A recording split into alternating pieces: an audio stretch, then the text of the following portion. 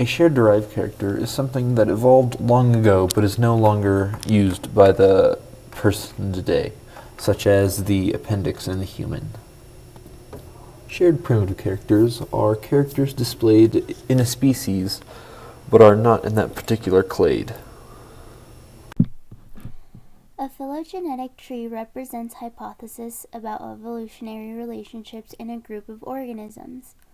In the tree, species are organized into groups based on shared derived characters, which are traits different from those of the group's ancestors. So, sequences can be compared among species and then used to create the phylogenetic diagram.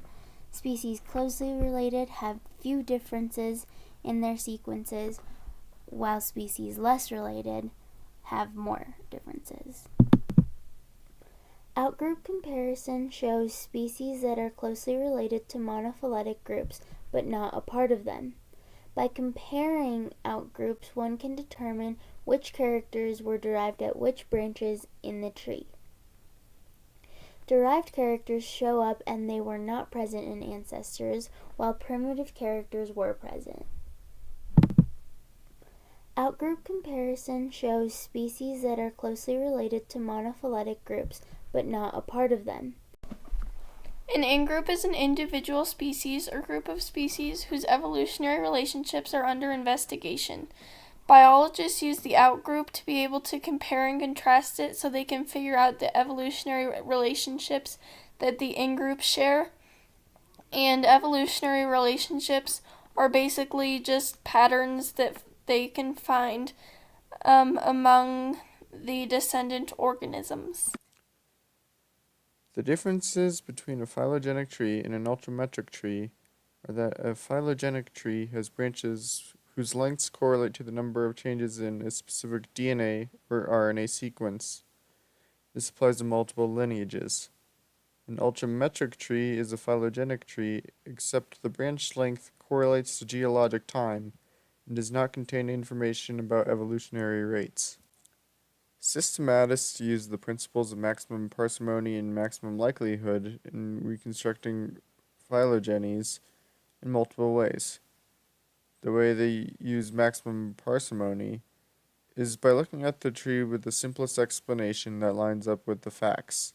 The most parsimonious tree has the least evolutionary events that have occurred in the form of certain characteristics.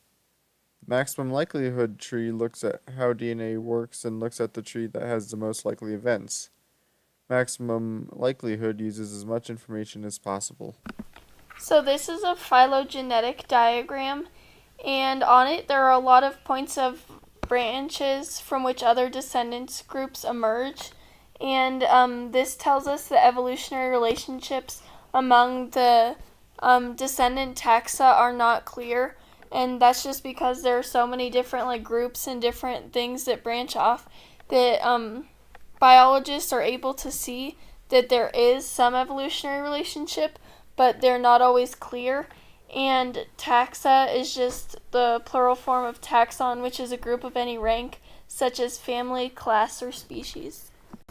Prologous genes are simply homologous genes that have diverged within one species. Different from an orthologous gene, though, a prothologous gene is a new gene that holds a new function. During this event, the species undergoes a transformation, but the gene still remains and does the same function.